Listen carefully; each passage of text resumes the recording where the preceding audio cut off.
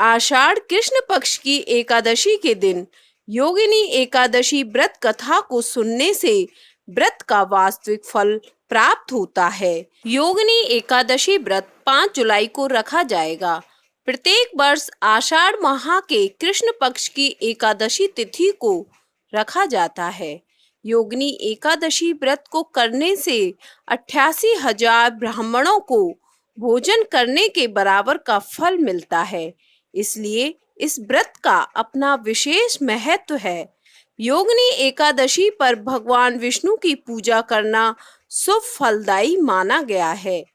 ऐसी मान्यता है कि जो भक्त योगिनी एकादशी पर भगवान विष्णु की पूजा करते हैं उन्हें कुष्ठ या कोढ़ रोग से मुक्ति मिलती है एवं उसके सभी पाप नष्ट हो जाते हैं।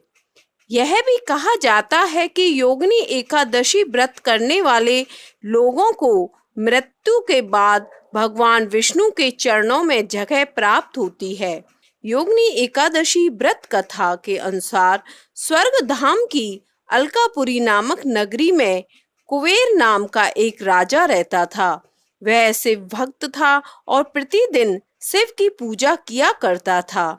हेम नाम का एक माली पूजन के लिए उसके यहाँ फूल लाया करता था।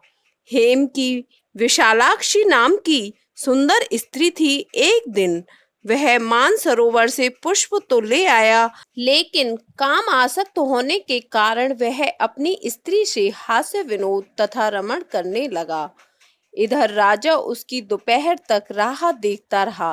अंत में राजा कुबेर ने सेवकों को आज्ञा दी कि तुम लोग जाकर माली के न आने का कारण पता करो, क्योंकि वह अभी तक पुष्प लेकर नहीं आया।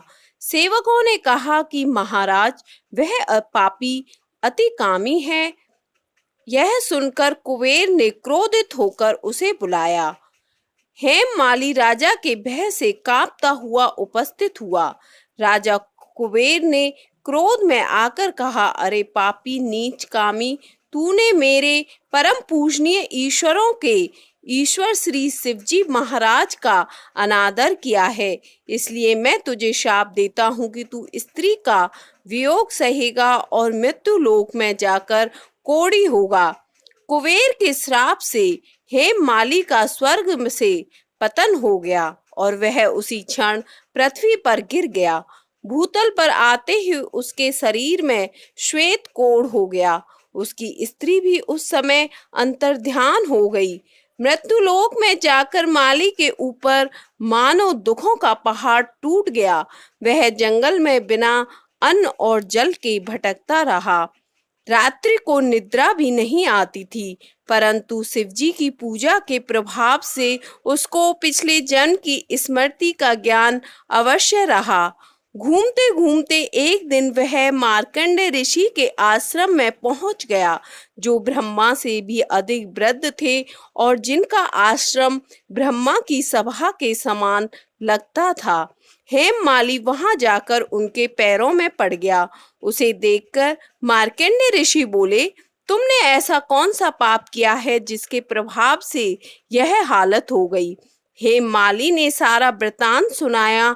यह सुनकर ऋषि बोले, निश्चित ही तूने मेरे सम्मुख सत्य वचन कहे हैं, इसलिए तेरे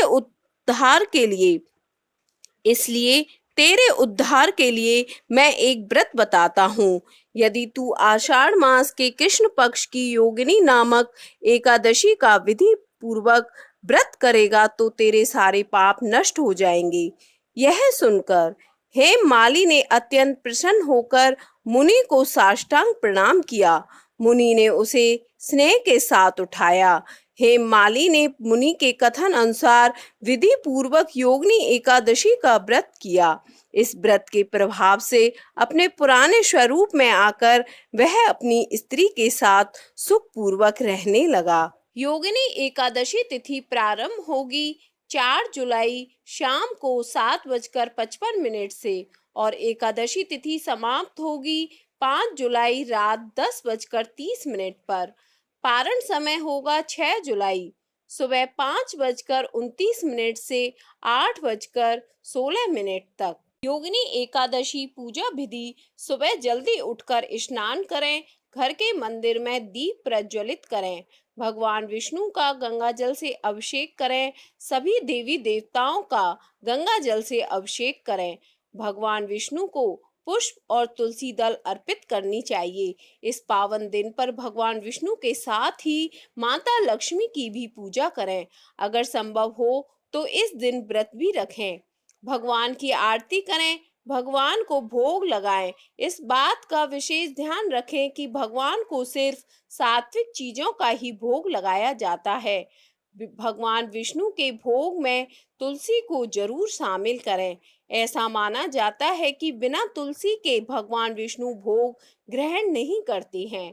इस दिन भगवान का अधिक से अधिक ध्यान करें।